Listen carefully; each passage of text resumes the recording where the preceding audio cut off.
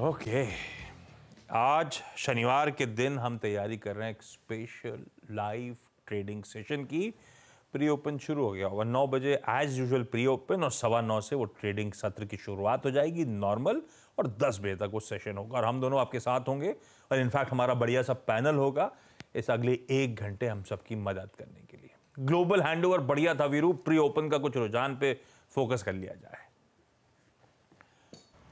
बिल्कुल, pre open का रुझान आशीष अच्छा है और ये ट्रांजिशन प्रोसेस हो रहा है, मेरे को ठीक लग रहा है। और एक बार आशीष थोड़ा सा अगर आप सिर्फ निफ्टी बैंक से हटकर पूरे मार्केट की ब्रेथ को देखें ना, आई थिंक वो जो कॉन्फिडेंस बाजार का बीच में ब्रीच हुआ था, मैं सिर्फ कल से रेलवे स्टॉक्स को रीड कर रहा हूँ, मैं PSUs को रीड कर रहा हूँ।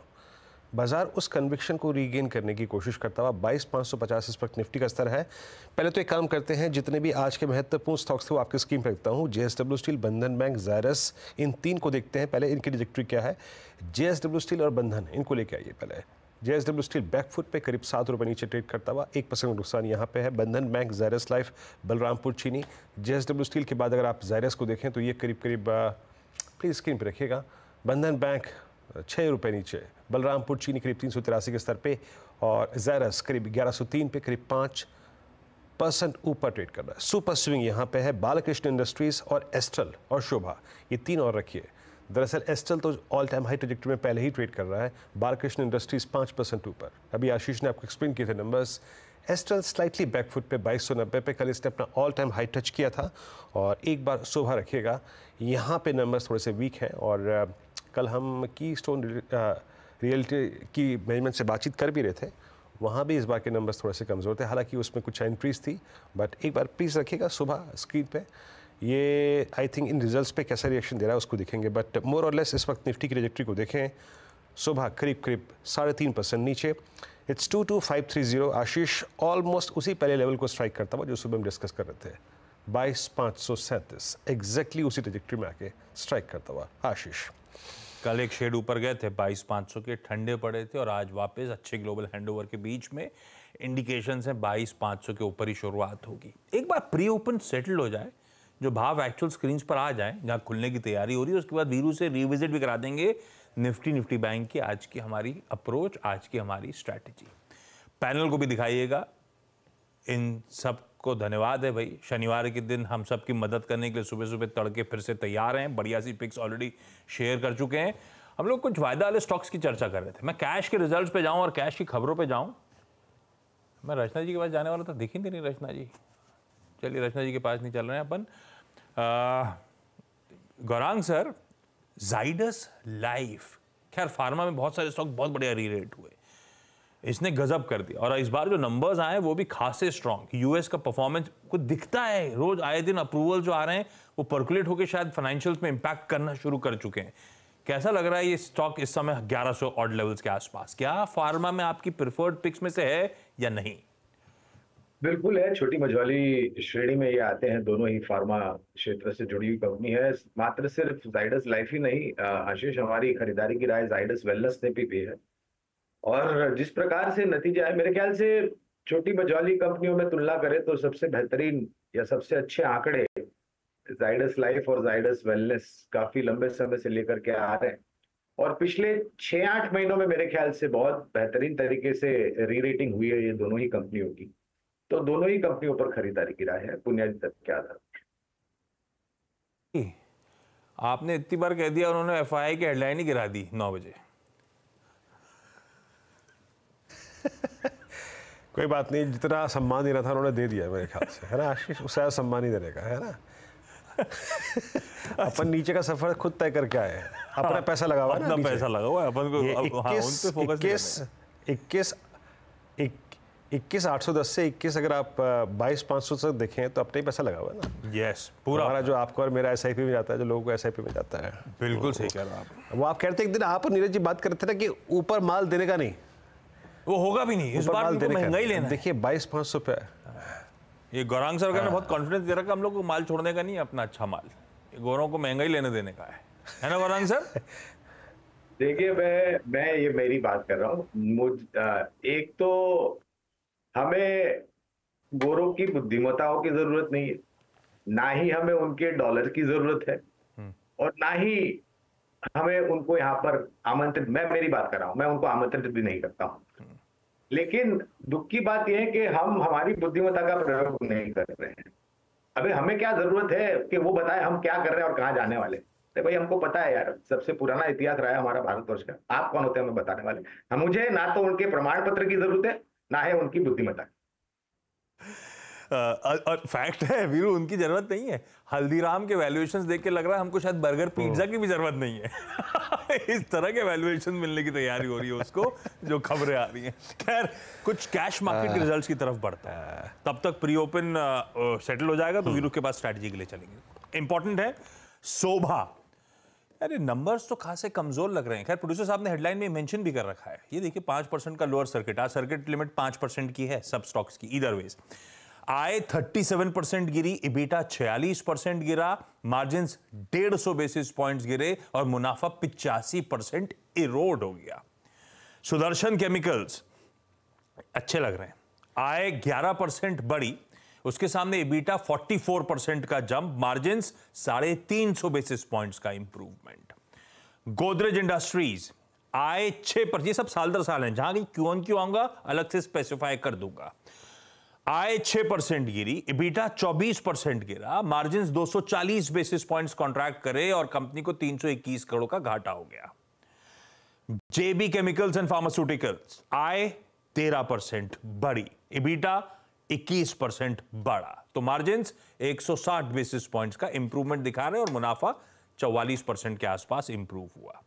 किर्लोस्कर फेरस कमजोर से हैं, आय 2% गिरी, इबीटा 25% गिरा, margins 300-400 basis points cool off हो गए।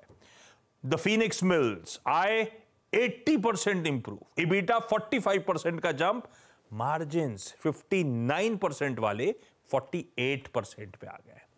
एनएचपीसी आय 7% गिरी, मार्जिन्स मेरे ख्याल से ये हुआ 270 बेसिस पॉइंट्स का इंप्रूवमेंट। भारत बिजली 36% आय बढ़ी, मार्जिन्स 150 बेसिस पॉइंट्स बढ़े। फाइजर के आंकड़े मार्जिन्स में इंप्रूवमेंट है भाई, 32% वाले 34% के ऊपर चले गए। डिलीवरी मार्जिन्स में अच्छा इंप्रूवमेंट, इबीटा अच्छा इंप्रूव हुआ, पर लॉसेस भी रिड्यूस हुए। इनके ईडी और CBO chief business officer Sandeep Barsiya ने रिजाइन कर दिया है। इस कंपनी के बाहर बेटर इंटरेस्ट परस्यू करना चाहते हैं। और आरवीएनएल आय 17% बढ़ी और मार्जिन्स 20 बेसिस पॉइंट्स का इंप्रूवमेंट दिखा रहे हैं। सबके रिएक्शंस आप स्क्रीन पे देखेंगे, अभी डायरेक्टर साहब स्टैक्स बना देंगे तो सब रिएक्शन भी देखने को मिल जाएंगे, किस तरह से अर्निंग्स पे इंडस्ट्री स्ट्रीट रिएक्ट कर रही है। लेकिन वीरू, प्री ओपन जो सेटल हुआ है, अपन ने सारे इंपॉर्टेंट स्टॉक्स की न्यूज कवर कर ली है अब बाजार खुलने से पहले। फ्लैट सेंसेक्स, निफ्टी हम लोग निफ्टी ज्यादा देखते हैं, 1/4% उछाल, 46 पॉइंट मजबूत। बैंक निफ्टी 82 पॉइंट ऊपर, 48,200 का मोटा मोटी स्तर यहां पे हुआ है प्री ओपन सेटल। क्या देखना है, क्या वॉच आउट करना है, क्या अप्रोच रखनी है? देखिए आशीष, जैसे कि मैं कहता कि ये थोड़ा सा ना डिफिकल्ट जोन है। एक तो 22,500 का कॉल लेटर वैसे ही बैठा हुआ है और वो इसलिए बैठा हुआ था क्योंकि यहाँ पे ये छोटा सा सेशन था और उसके बाद सोमवार की छुट्टी थी, तो टाइम वैल्यू उसके हक में जाती है। बट मेरे ख्याल से पॉइंट वही रहेगा Ashish, the moment you will cross 523 523, आज भी इंट्राडे में भी ए स्विंग टुवर्ड्स 556 पॉसिबल है। अगर आप पोजिशनली लॉन्ग हैं तो रहिए, कोई दिक्कत की बात नहीं है, इस डेटा में मेरे को कोई दिक्कत नजर नहीं आ रही है। रही बात अगर आपको डे ट्रेड करना है निफ्टी पे आज, तो इस सेशन की कुछ लिमिटेशंस है, बट पिवट टू पॉइंट 523 के ऊपर 556 और 589 तक का स्विंग, और थोड़ा सा डिप मिल जाए टुवर्ड्स बेस 1 423 367 तो उसे भी बाय करेंगे हम। And same is the case with Nifty bank Ashish, जो आपको ट्रेजेक्ट्री मिल रही है वो कोई बहुत स्ट्रांग नहीं है, 48,197, लेकिन इस दौर की हाईएस्ट ट्रेजेक्ट्री है। मैंने कल भी कहा था कैरी करिए इसको। पहला पॉइंट जो हमें देखना है, रेजिस्टेंस की प्लेट लेके आइएगा, वो है आपकी स्क्रीन पे आएगा 237। अगर ये पार हुआ तो स्विंग टुवर्ड्स 413 पॉसिबल है। बट आशीष मेरी मानिए कि दोनों में से एक इंडेक्स ट्रेड कीजिएगा और एक दो स्टॉक फ्यूचर पकड़ लीजिए। शायद इंडेक्स कंसिडरिंग 22,500 में बहुत बड़े कॉल आइटर्स हैं, थोड़ा जुझारूपन रहेगा आशीष। यहाँ पे सबसे बड़ा आउटस्टैंडिंग वाई वहीं पे खड़ा हुआ है आशीष, और एक छुट्टी का इम्पैक्ट। ठीक है, चलिए, ये है निफ्टी बैंक का हमारा अप्रोच। ये सिर्फ इक्विटी वाले क्यों काम करें? लाइए जरा HDFC सिक्योरिटीज का अनुज गुप्ता को उठाइए। उठे क्या अनुज? जी सर। क्या अनुज जी छुट्टी बना रहे हो आज क्या आप? नहीं सर, ऑफिस में सर। क्यों? सर गोल्ड सिल्वर में तेज बनाया तो उसको थोड़ा एंजॉय कर रहे हैं सर। तो ये घर से एंजॉय कर लेते यार, ऑफिस आने की जरूरत क्या थी? लेकिन गजब ऊंचाई ऑफिस में सर ये ना कि ऑफिस में आके थोड़ा दिखाएं कि हाँ सिल्वर ने भी आउट परफॉर्म किया है। सीना थोड़ा तान के चले, है ना? इक्विटी डेस्क के सामने सीना तान के चले थोड़ा सा। बिल्कुल सर, बिल्कुल। रिकॉर्ड ऊंचाई पर है चांदी के दाम। कल 92,536 इन लेवल्स तक जुलाई वादा पहुंचा। एक दिन में 4.5% भाव उछला। कॉमेक्स पर भी 11 सालों की ऊंचाई पर दाम है चांदी के। अनुज, ये प्रेशियस और इंडस्ट्रियल दोनों का फायदा उठा रही है क्या? बिल्कुल सर, हमने कॉपर को भी देखा कि लाइफ टाइम हाई पे ट्रेड कर रहा है और करीबन इस साल में 25% का रिटर्न दिया है अभी तक, और चांदी ने करीबन 22% का रिटर्न दिया है। तो इंडस्ट्रियल मेटल से पूरा सपोर्ट मिला है चांदी को, और अब चांदी जो है $30 का जो बैरियर था उसको ब्रेक करके अब ऊपर निकला है। तो हमें लग रहा है कि दोनों ही तरफ से इसको सपोर्ट मिलता हुआ दिखाई दे रहा है।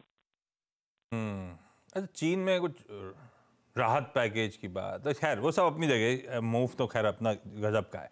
अनुज, क्विकली सोने को लेकर, ऐसा नहीं कि मूव्स वहां पे नहीं बन रहे, अब सोने को लेकर क्या व्यू बन रहा है आप लोग का? करंट भाव डायरेक्टर साहब स्क्रीन पे रखिएगा, उसकी भी चमक बढ़ रही है। 1.5 हफ्तों की ऊंचाई पर मेरे ख्याल से कल दाम पहुंच गए।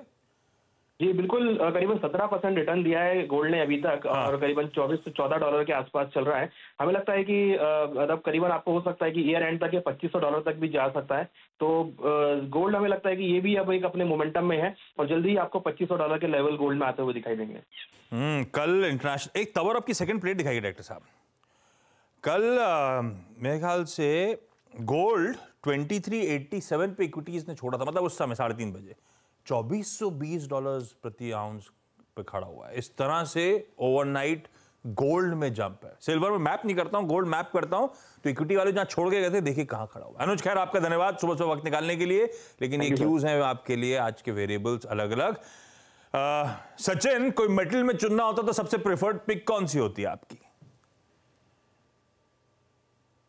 देखिए, यहाँ पर दो स्टॉक्स रेडार पे है। पहला है NMDC एंड दूसरा है हिंडाल्को। दोनों के स्ट्रक्चर्स काफी इंटरेस्टिंग रहे हैं। इनफैक्ट हिंडाल्को का अगर हम पिछले 4 हफ्तों का कंसोलिडेशन देखें तो वहां पर एक कंटिन्यूएशन पैटर्न है। मुझे लगता है कहीं जाकर एक अपमूव यहाँ पर अभी भी अनलॉक होनी बाकी है। तो इमीडिएट बेसिस पे एक अच्छा बेस बनाया है 620 के आसपास का, वो शायद अगले हफ्ते में एलिवेट हो जाए।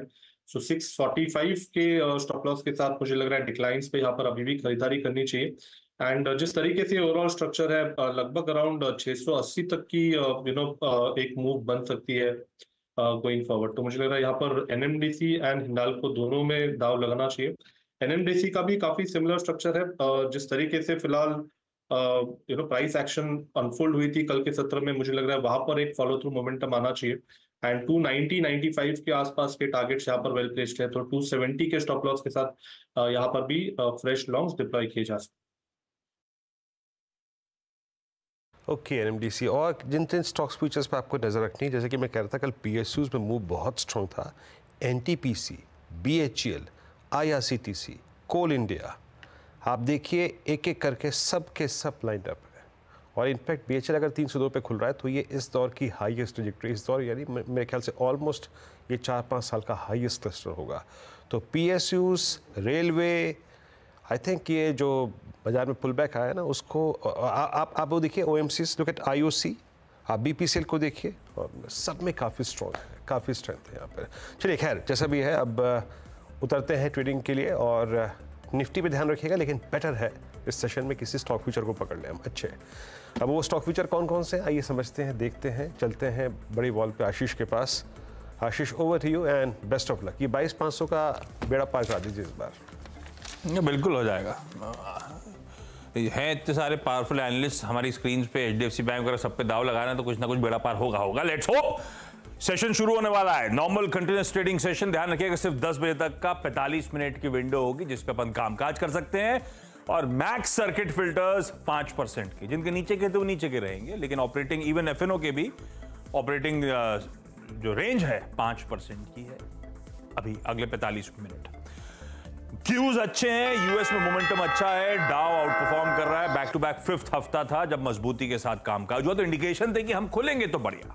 और पिछले 2 ट्रेडिंग सेशन से भारतीय बाजार निफ्टी बढ़िया मजबूती के साथ सेशन की समाप्ति कर ही रहा है। इवन कल भी शुरुआती लड़खड़ाहट के बाद बढ़िया मूव दिखाते हुए नजर आए थे। आगे शुरुआती टेक 36 पॉइंट ऊपर, 25,502 कल के लेवल्स थे, 25,502 सबसे पहले स्क्रीन पर आया था, उन्हीं के आसपास घूमते हुए हम 25,500 से ही फ्लर्ट कर रहे हैं निफ्टी पे। समय जिस लेवल्स को होल्ड करने की बात कर रहे थे, उसी के इर्द गिर्द भारतीय बाजार कल के हाईज के आसपास इस समय खड़े हुए हैं। निफ्टी बैंक भी एकदम फ्लैट, जहां कल का फ्राइडे का क्लोज मिला था, उन्हीं स्तरों के आसपास निफ्टी बैंक सेशन की शुरुआत करता हुआ, तो फ्लैट है निफ्टी बैंक।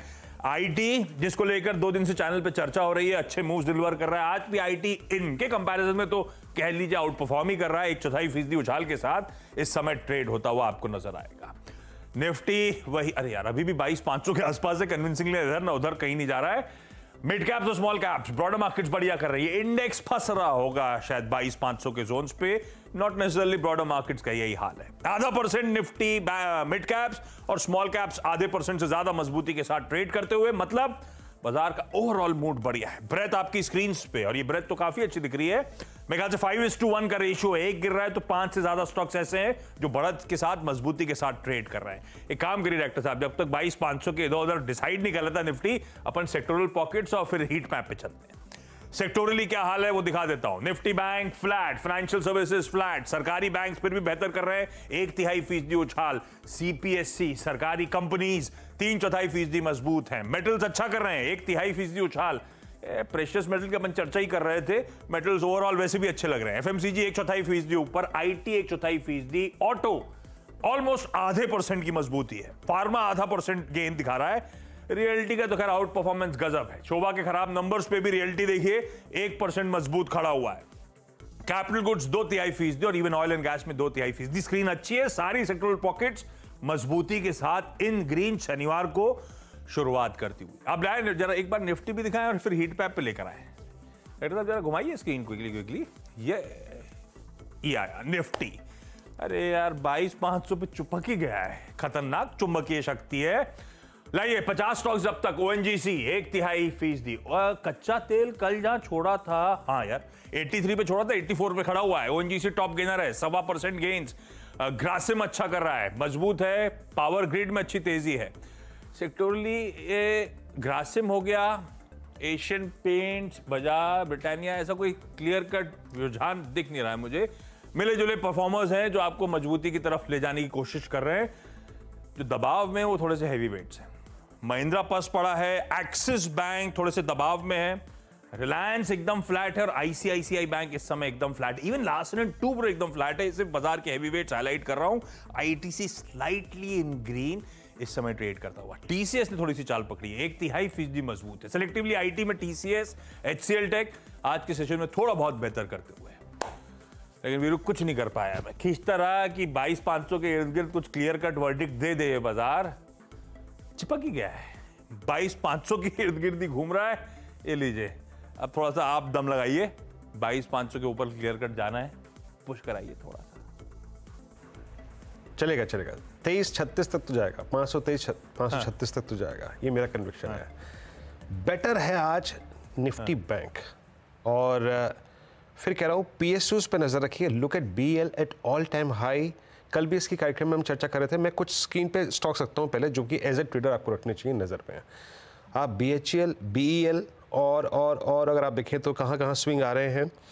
आप एनएमडीसी पर नज़र रखिए। और मानस, मैं आपके पास सबसे पहले आऊँगा, एक ऑप्शन ट्रेड अगर शुरू में देना चाहें, अपोलो टायर्स 494.50 व्यू। कोई कॉल पकड़नी है तो पकड़ ले इसकी। क्या सबसे ज़्यादा इंप्रेस करता हुआ आज, कल और परसों की हायर शेडो में ट्रेड करता हुआ, आपका टेक, इसकी कोई कॉल और आपका ट्रेड इस वक्त का पहला ट्रेड? तो देखिए अपोलो टायर्स की जहां तक बात है, यहाँ पर ट्रेंड पॉजिटिव है। 20-डे मूविंग एवरेज के ऊपर ट्रेड कर रहा है, केवल एक ब्रेकआउट का इंतजार है। तो अगर ट्रेड लेना होगा तो 500 वाला कॉल ऑप्शन अपोलो टायर्स का बिल्कुल लिया जा सकता है। उसके प्राइस जो है वो 9 रुपए के आसपास चल रहे हैं, तो 7 रुपए 70 पैसे के स्टॉप लॉस से इस ऑप्शन में खरीदारी करिए। 14 से 16 रुपए तक के टारगेट आपको अपोलो टायर्स के 500 के कॉल ऑप्शन में देखने को मिल सकते हैं। जहां तक बात एक फ्रेश ट्रेड की है, कल का ही रिकमेंडेशन, कल जो मैंने रिकमेंड किया था बीटीएसटी की तरह, गेल गैस अथॉरिटी, वहां पर ही रिकमेंडेशन रहेगा। कल अगर खरीदारी नहीं की तो आज खरीदारी करिए। 205 का आपको स्टॉप लॉस लगाना है और 211 से 212 रुपए तक के टारगेट आपको गेल में देखने को मिल सकते हैं। का कन्विक्शन कल बीटीएसटी करा, आज 0.25% गैप के साथ इस समय ट्रेड करता हुआ नजर आ रहा है, तो अपने ट्रेड बढ़िया ग्रिप में है। इवन चाहें तो फ्रेश एंट्री भी कर सकते हैं खुलने के बाद गेल में, और तेजी तूल पकड़ेगी। ये मानस का आज का क्विक सिंगल के लिए डायरेक्ट स्टिंग प्ले कर दी है, साथ साथ क्विक सिंगल है पहला, गेल आपकी स्क्रीन पे। सचिन, खुलने के बाद क्या स्पॉट किया है? ऑलरेडी मानस ने गेल कवर किया है। एनएमडीसी में भी ऑलरेडी एक अच्छी चाल बन रही है, बट जो थर्ड स्टॉक मेरे रेडार पे था वो था एमसीएक्स का। यहाँ पर पिछले ट्रेडिंग सेशन का स्विंग हाई निकालने की ऑलमोस्ट तैयारी हो रही है। सो 4050 के आसपास इसके फ्यूचर्स फिलहाल ट्रेंड हो रहे हैं। स्टॉप लॉस आपको 4010 के आसपास प्लेस करना है, एंड मुझे लग रहा है थोड़ा सा एक एक्सटेंडेड मूव हो सकती है 4100 तक की, तो यहाँ पर खरीदारी करनी है एमसीएक्स पर। ओके, एमसीएक्स पे आपका बाय ट्रेड है। रचना जी, रचना जी को स्क्रीन पे दिखाइएगा। अच्छा, रचना जी का जो ट्रेड था पहला वो था एचडीएफसी बैंक। मैं एचडीएफसी बैंक की एक प्रॉपर्टी लिख के बैठा हुआ था। रचना जी, आज इसने अटेम्प्ट किया अपना पहला 10 डे जो कल का हाई था, अभी तक तो सक्सीड नहीं हो पाया, बट इट्स स्टिल 1465 पे। अभी क्या पिक करेंगी पोस्ट ओपनिंग? जी, अभी मैं पोस्ट ओपनिंग के लिए वीईडीएल को चूज करना चाहूंगी।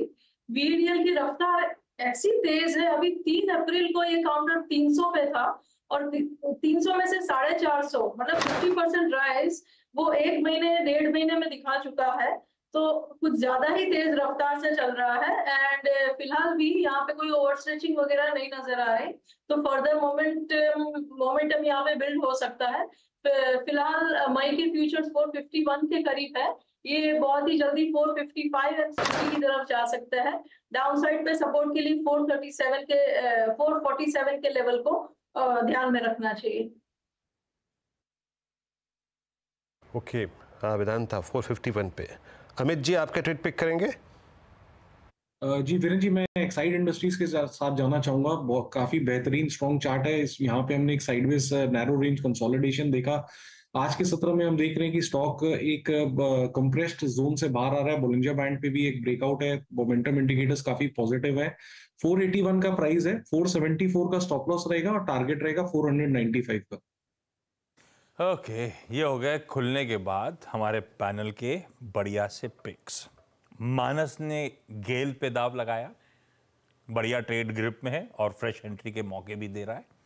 जिन्होंने कल राइड कर रखा है भाई हमारे साथ, अब वो आपके स्टॉप लॉसेस देख लीजिए, 205 पे खड़े हुए हैं।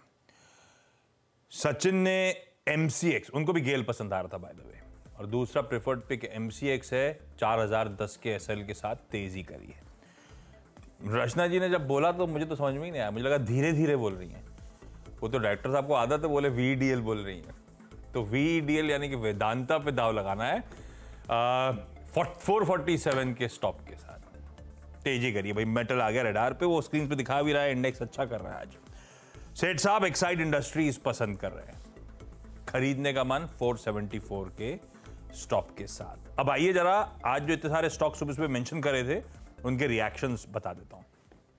निफ्टी का नंबर जेएसडब्ल्यू स्टील 2% कमजोर इस समय ट्रेड करता हुआ।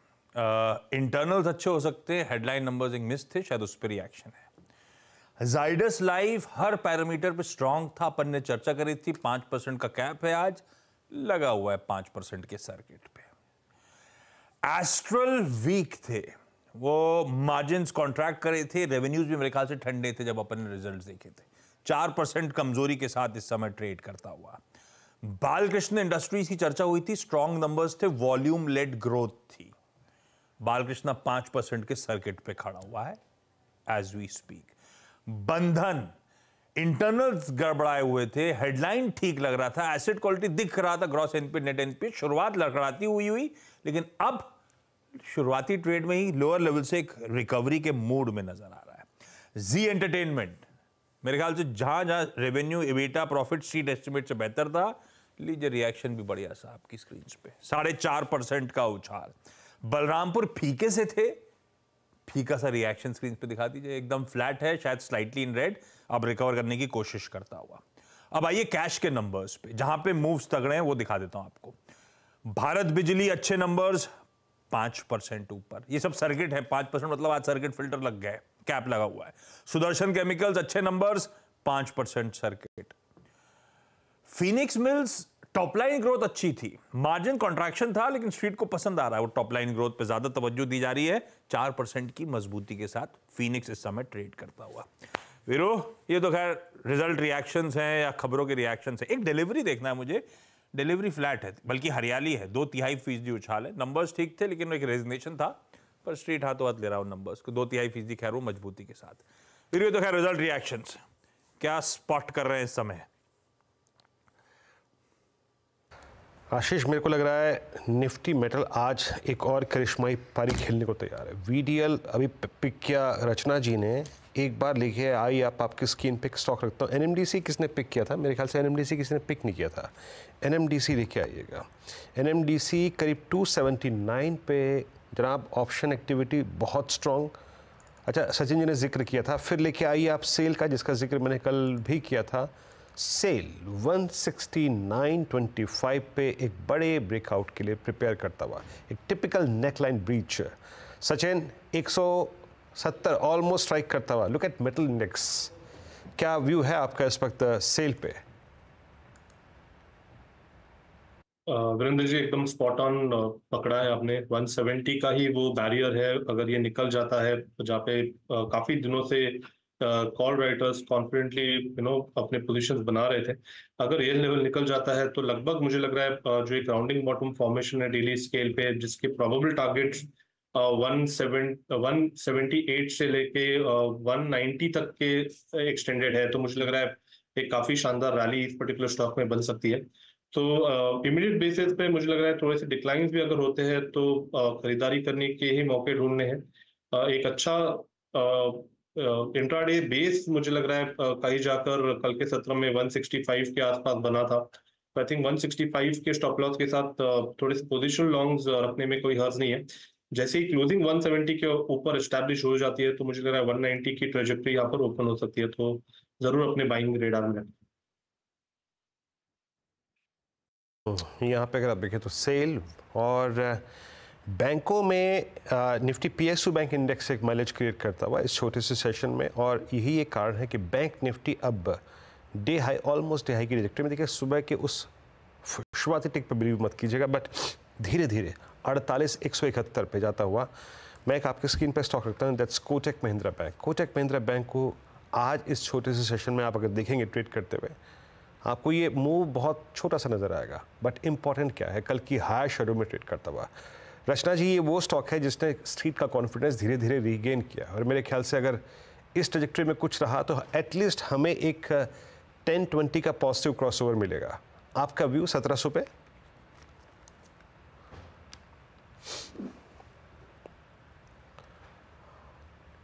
जी, ये डेफिनेटली स्ट्रॉन्ग है और इसकी स्ट्रेंथ आगे इसको और फर्दर 1730 तक लेके जा सकती है।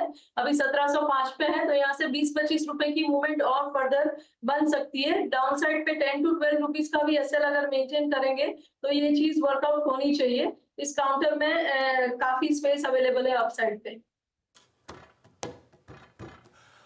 ओके, अच्छा, इस बीच सचिन ने कुछ स्पॉट कर लिया। अच्छा, आप लोग जो ताबड़तोड़ स्पॉटिंग कर रहे हैं, एक चीज ध्यान रखिए, कुछ देर बाद फिर स्पॉटिंग करनी है आप सबको। 4 का चौका भी लेकर आऊंगा, अभी टीजर लेकर आता हूं, लेकिन सचिन खैर डार पे आ रहा है भाई। यहाँ पर नाल्को में मुझे लग रहा है जो एक कल की सत्र में तेजी थी वो एक्सटेंड हो रही है, एंड 195 के आसपास एक अच्छा बेस है, 198 के आसपास इसके फ्यूचर्स है। 205 के लक्ष्य के लिए मुझे लग रहा है थोड़े से कैरी फॉरवर्ड लॉन्ग्स रखने चाहिए। यहाँ पर जो बिल्टअप है मुझे लग रहा है थोड़ा सा सस्टेनेबल है, एंड काफी दिनों से लगातार यहाँ पर एक अच्छी high top higher bottom sequence है। आई थिंक नाल्को में 205 के लक्ष्य के लिए थोड़े से लॉन्ग पोजीशन डिप्लॉय कर।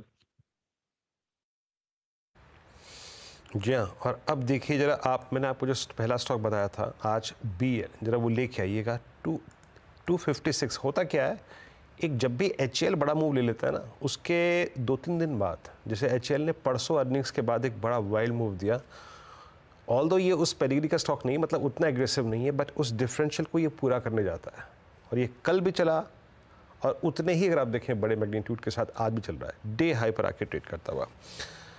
बट अब दोबारा रिपीट नहीं करूँगा, बट स्विंग अच्छा है और थोड़ा सा और कुछ बास्केट्स को खंगालते हैं कहाँ पर क्या हो रहा है।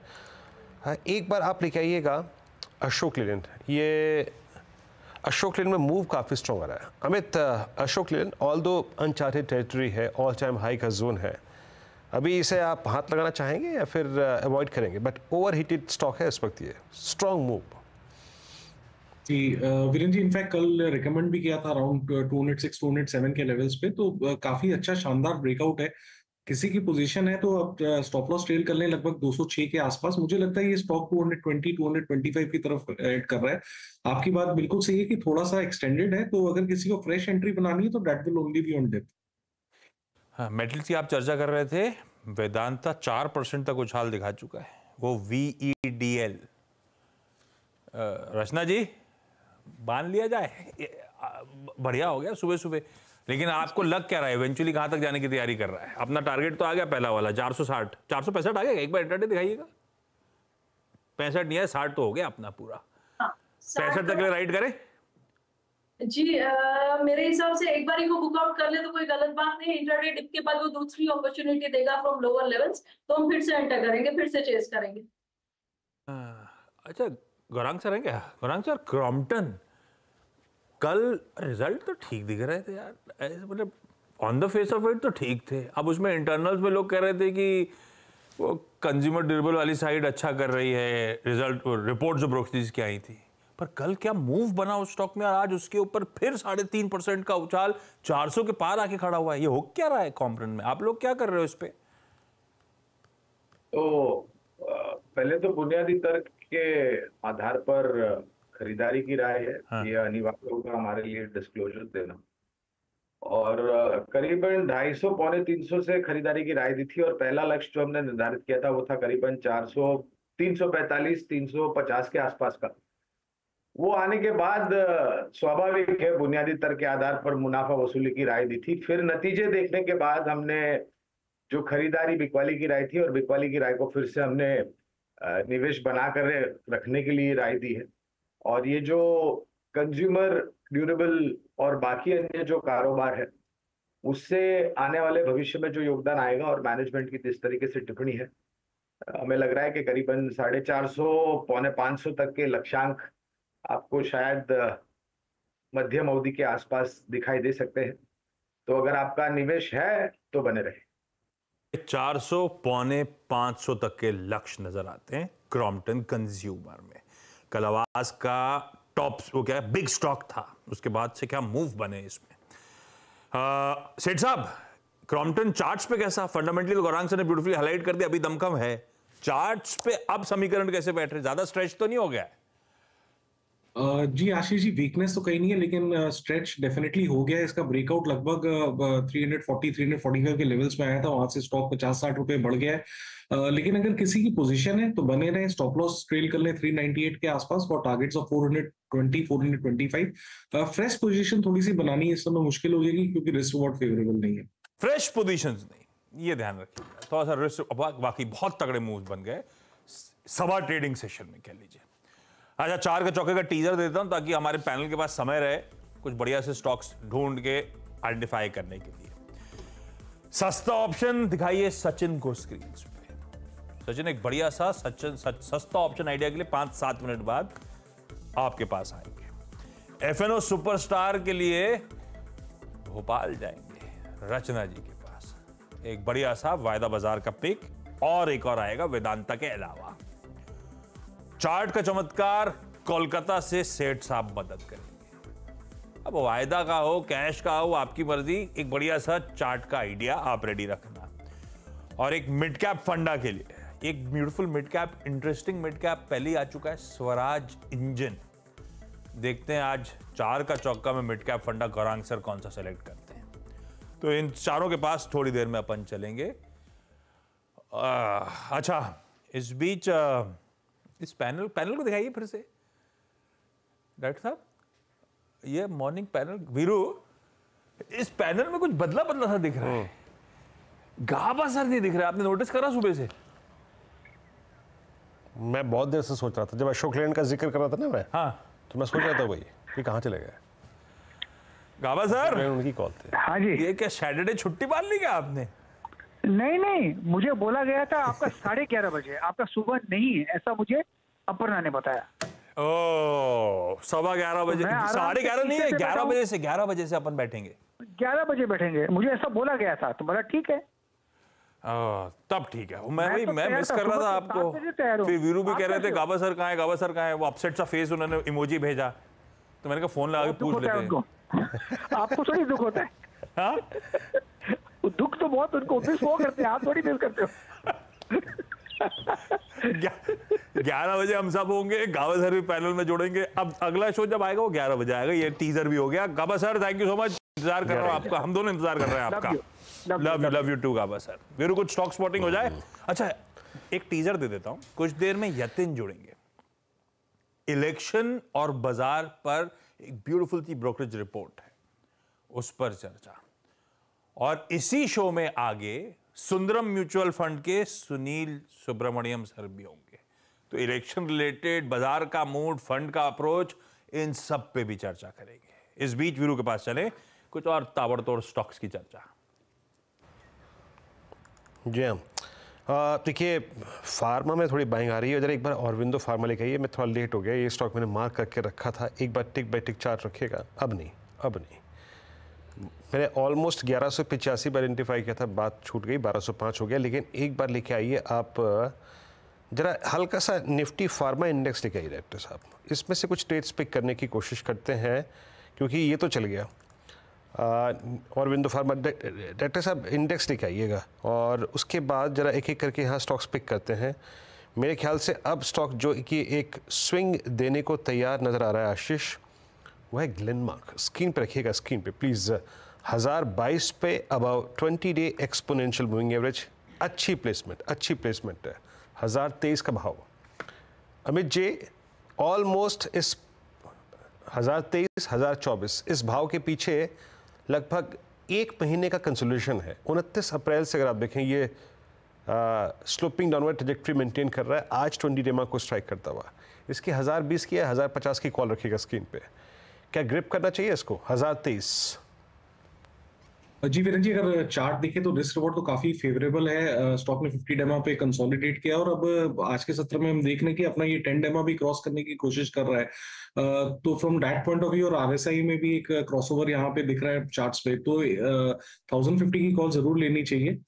इसका प्राइस लगभग है, मैं बोल लेता हूँ जी, ग्लेनमार्क की मेरे ख्याल से 1060 की कॉल है।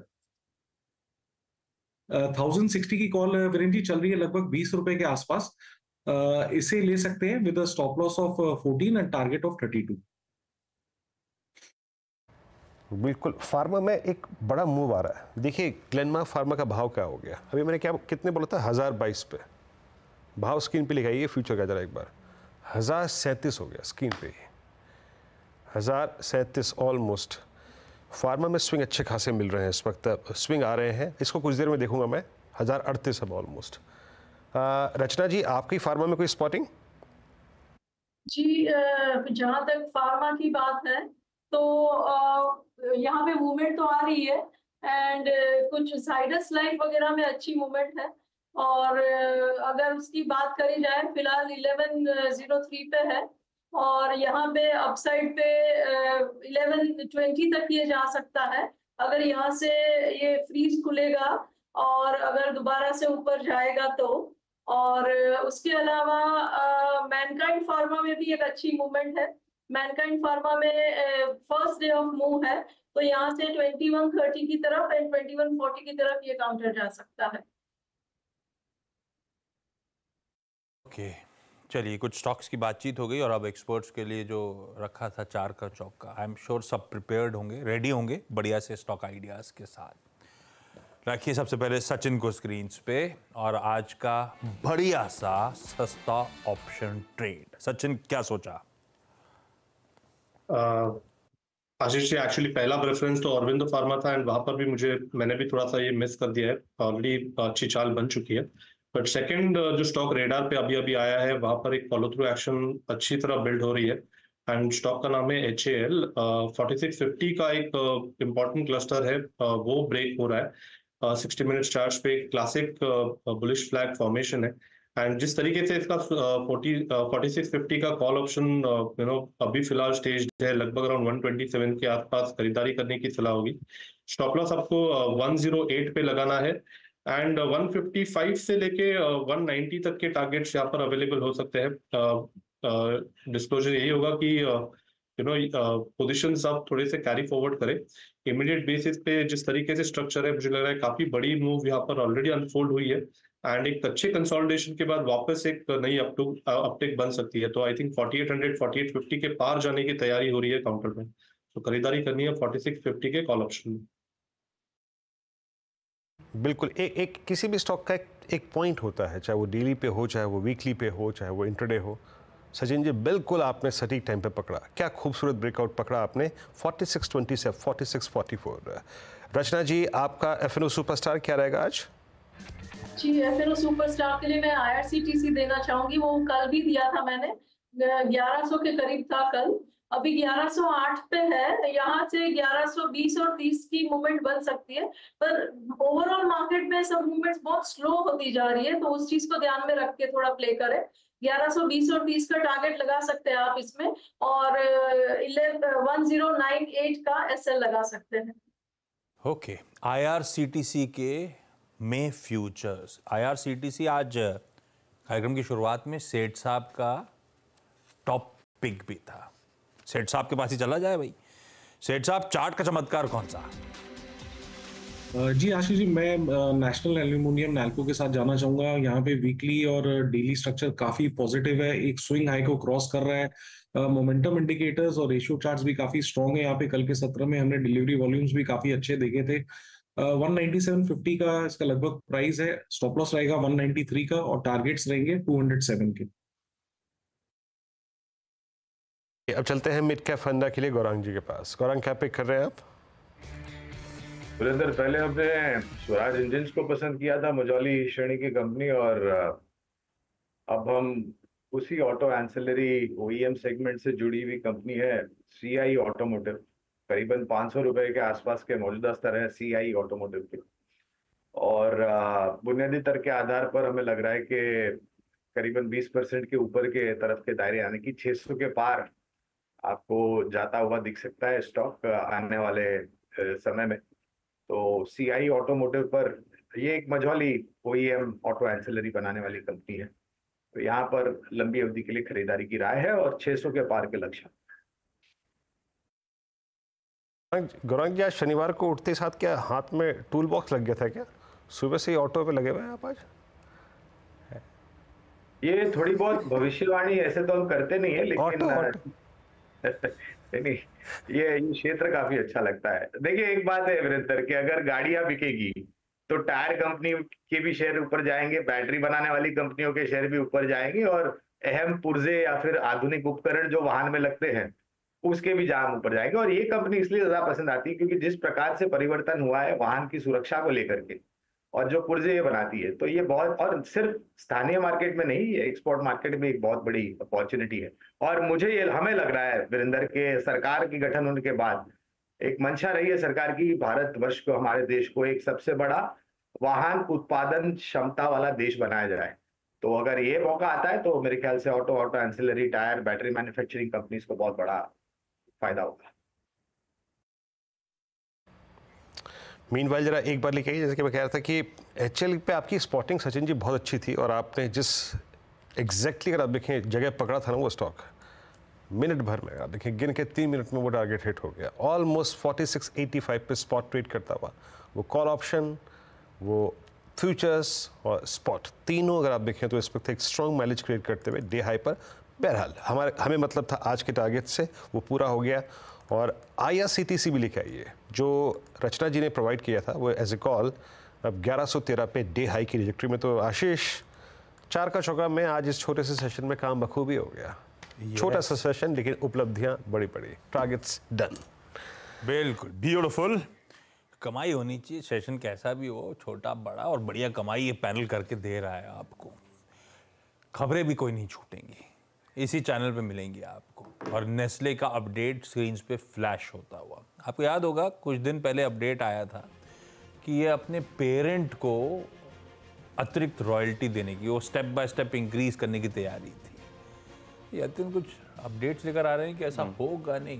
क्या अपडेट्स हैं भाई? गुड मॉर्निंग आपको। Good morning. देखिए आशीष, जहाँ तक कि नेस्ले का सवाल है, जो प्रपोजल था रॉयल्टी को बढ़ाने का, वो ठुकरा दिया है माइनॉरिटी शेयर होल्डर्स ने वोटिंग के जरिए। आपको अगर ध्यान है तो किसी भी प्रकार की रॉयल्टी या रिलेटेड पार्टी ट्रांजैक्शन आपको करना है तो जो माइनॉरिटी इन्वेस्टर्स है उसका मेजॉरिटी वोट आपको चाहिए। तो उसमें जो प्रमोटर्स है उसका वोट नहीं गिना जाता। ऑब्वियसली बोर्ड ने पूरी की पूरी व्यवस्था जो रॉयल्टी को बढ़ाने की थी उसको अप्रूव कर दिया था, और शेयर होल्डर्स को डिसाइड करना था कि ये रॉयल्टी बढ़ेगी कि नहीं बढ़ेगी। अभी करंटली नेस्ले लगभग 4.5% सेल्स का रॉयल्टी के तरीके से देता है अप्रॉक्सीमेटली, और वो 4.5% की जो रॉयल्टी है उसको बढ़ा के 5.25% करना था अगले 5 सालों में। यानी हर साल लगभग 0.15% से आपको रॉयल्टी बढ़ानी थी, और कुल मिला के लगभग 0.25% जितना आपको ये रॉयल्टी में इजाफा करना था ओवर 5 ईयर्स।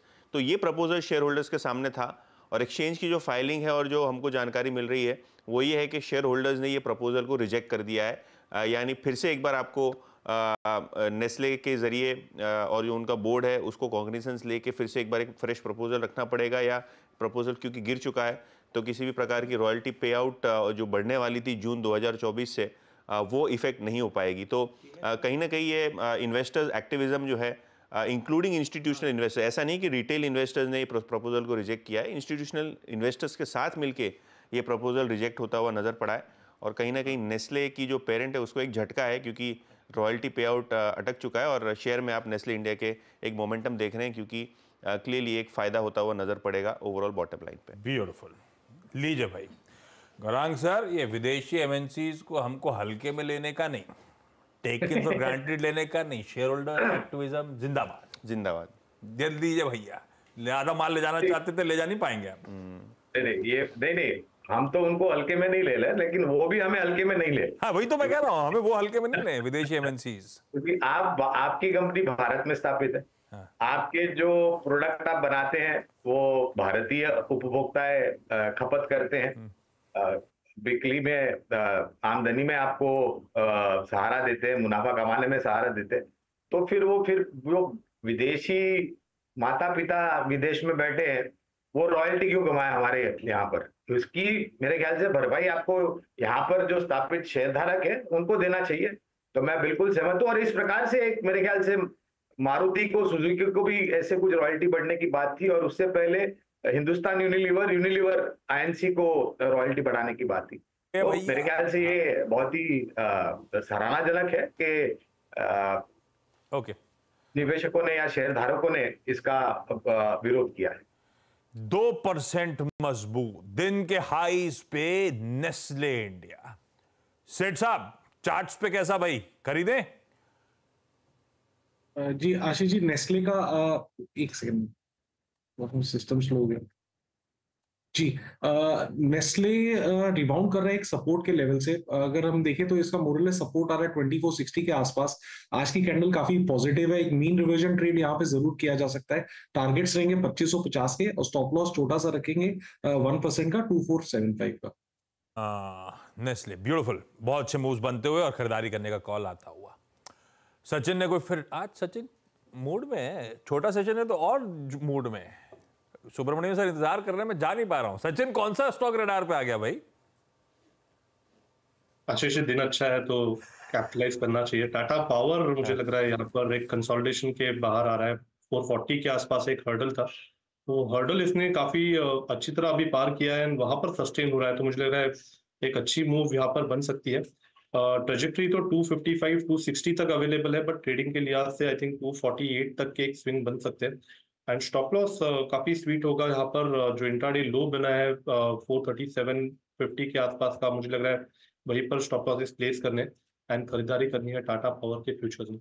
टाटा पावर का फ्यूचर खरीदारी करने के मौके। और आज मार्केट बिग वॉइसेस की कड़ी में हमारे साथ सुंदरम म्यूचुअल फंड के सुनील सुब्रमण्यम सर रेडी आपको आपकी स्क्रीन पे नजर आएंगे। Sunil sir good morning. Good morning. Sunil sir से बातचीत करने का एक पेग मिला बढ़िया सा। यतिन बगल में बैठे हैं और एक बढ़िया सी रिपोर्ट आई। ऑफ लेट आपने सुना होगा वो कम वोटर टर्नआउट, उसका result related, election verdict related impact, उससे बाजार में नर्वसनेस, विक्स का उछलना। कोई दिग्गज ब्रोकरेज क्लैरिफाई कर रही है क्या अपडेट्स हैं एंटीक की तरफ से? क्या कहते हैं इसके लिए मैंने और आपने वो नेता टाइप कपड़े पहने हैं, क्योंकि माहौल चुनावी है और मुंबई में मंडे को वोटिंग आपको जरूर करनी है। तो क्योंकि बाजार मंडे को बंद रहेंगे तो आज ही हम मैसेज दे देते हैं हमारे व्यूअर्स को।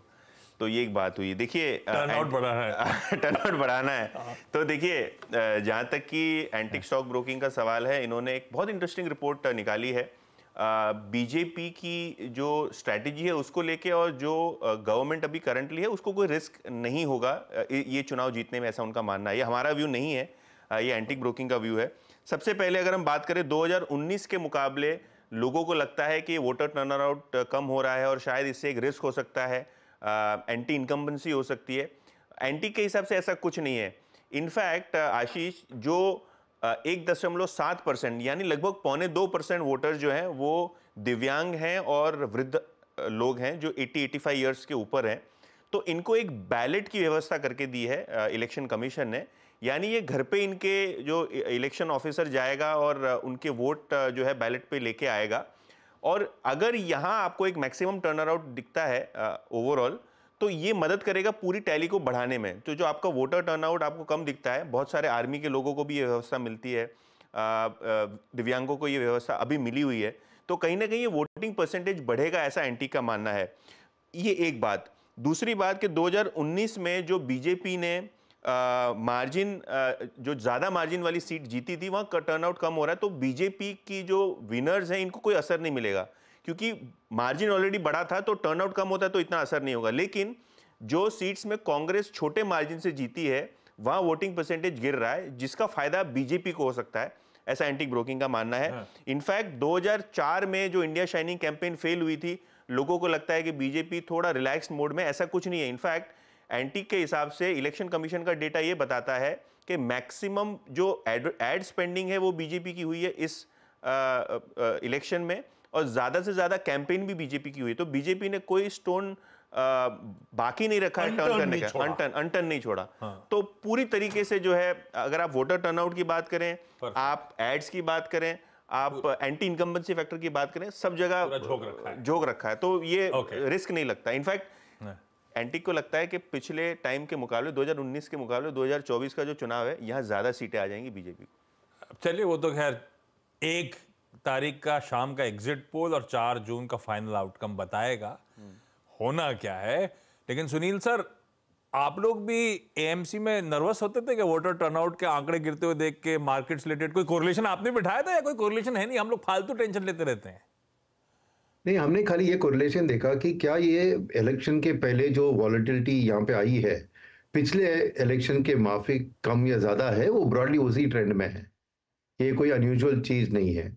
60 डे प्रायर टू इलेक्शन का वॉलेटिलिटी करीबन सिमिलर रहा है हर इलेक्शन में, तो ये कोई नई चीज नहीं है, नंबर 1। नंबर 2, हमें फुर्सत नहीं है ये सब बातें सोचने की। मैं क्यों कह रहा हूँ ये कि म्यूचुअल फंड निवेशक हमें इतना पैसा दे रहे हैं, इस महीने की आंकड़े देखे तो 35,000 करोड़ अब तक पैसे आए हैं।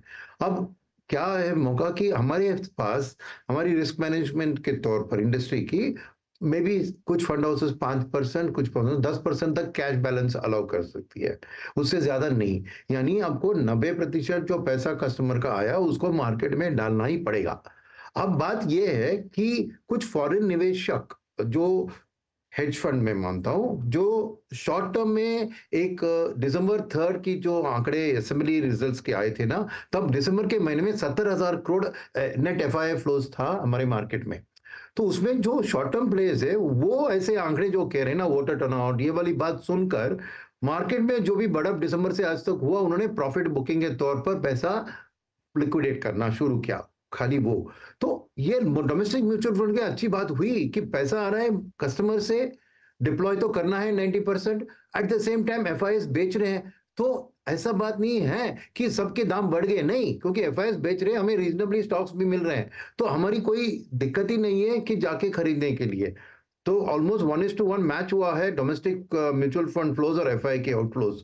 तो जो भी स्टॉक्स वो बेच रहे हैं उसमें गिन चुन के अच्छे जो है, जहां पे करेक्शन थोड़ा हुआ है, वो हम जम के खरीद रहे हैं। तो हमारे लिए ये इलेक्शन वाली जो वॉलेटिलिटी है ना, ये हमारे लिए एक्चुअली अच्छी बाइंग अपॉर्चुनिटी बन चुकी है, नंबर 1।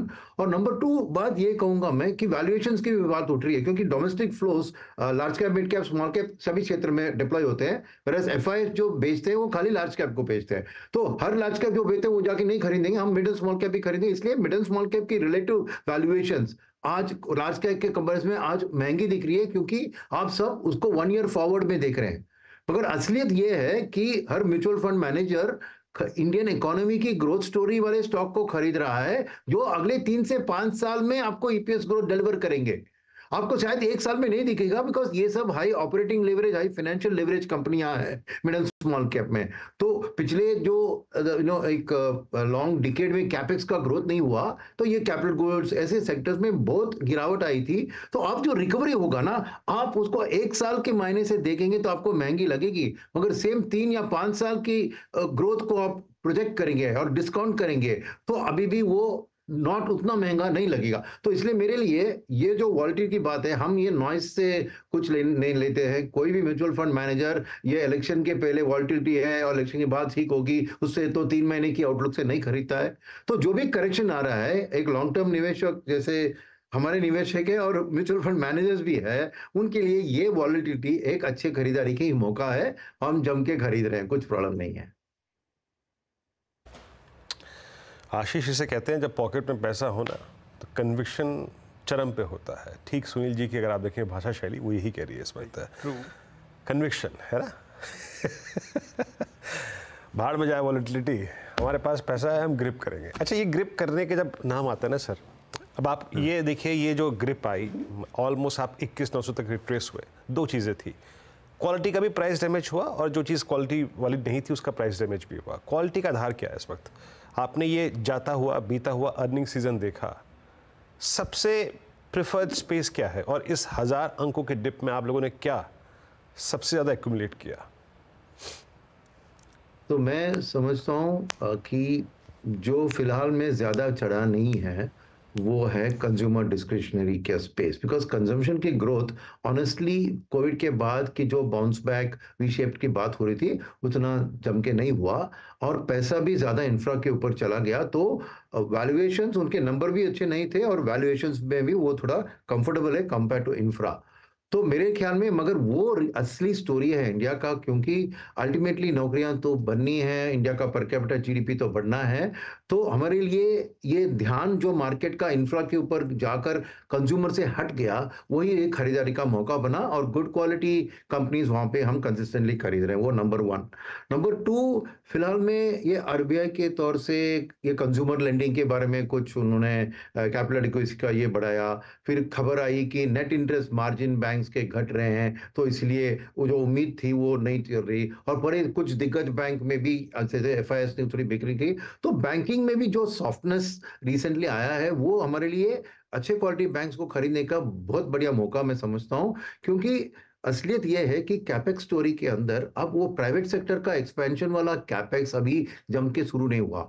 जब वो शुरू होगी 6 महीने, साल, 1.5 साल में, तो बैंकिंग का हाथ उधर बहुत जरूरी है, क्योंकि 70% हर प्रोजेक्ट का फाइनेंसिंग बैंक तो करती है। तो भले ही आपको नेट इंटरेस्ट मार्जिन में थोड़ा कंप्रेशन दिखे, एब्सोल्यूट लोन ग्रोथ का जो बात है ना, तो ईपीएस की बढ़त होनी ही है। तो मेरे लिए बैंकिंग सेक्टर में अच्छे good well funded well capitalised banks खरीदना का अच्छा मौका है। और एफआईएस भी जब बेचते हैं तो बैंकिंग, क्योंकि 35% of the large cap index है, तो गिरावट भी उधर ही थोड़ा बहुत आ रही है। तो ये हमारे लिए वो भी एक अच्छी खरीदारी की एक मौका मिला है। तो ज्यादातर मैं कहूंगा कि स्पेस और कंज्यूमर डिस्ट्रिक्ट स्पेस में ही हमने ज्यादा खरीदारी करी है। बढ़िया, इसे कहते हैं कन्विक्शन। सुनील सर और इनके सारे पीयर्स, इन्होंने एफआईएस की सेलिंग एब्जॉर्ब करी बढ़िया तरीके से, हम और आपने कंट्रीब्यूट करा।